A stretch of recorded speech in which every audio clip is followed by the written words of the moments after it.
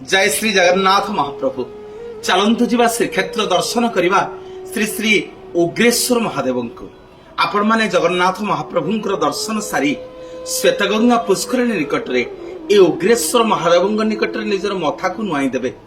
जो उग्रेश्वर महादेव निकट रे अछंती मुक्ति शिला, तीन जन ऋषिंकर 6टी पाद ए शिला उपरे पड़िछंती।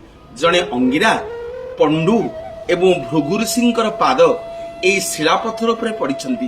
शଯ୍ୟାରେ पड़ी पड़ी जीवन जाउनी, अनेक कष्ट दुख देह मन जाक पोक सालुबालु हेलेनी, जेते डाक्तर चिकित्सा करुछंती ए जीवन जाउनी, ए जीवन मुक्ति मिलुनी। आपण माने केतेबेले गले ए उग्रेश्वर महादेव श्वेतगंगा पुष्करिणी निकट रे ए उग्रेश्वर पाखरे गोटे पणा भोग करिवे।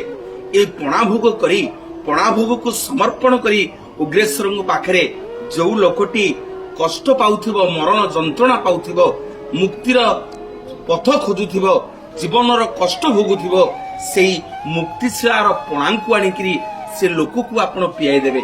देखिबे कोटि कैवल्यनाथ जगन्नाथ महाप्रभुंकर अपार कृपारु से लोकटी जो मरण जंत्रणा पाउथिबो, से मरण जंत्रणारु मुक्ति पाइजिबो। जो शिला पत्थरर ना मुक्तिशिला एवं से मुक्तिशिलार जगुआली होछंती स्वयं उग्रेश्वर महादेव। जय जगन्नाथ, जय जगन्नाथ।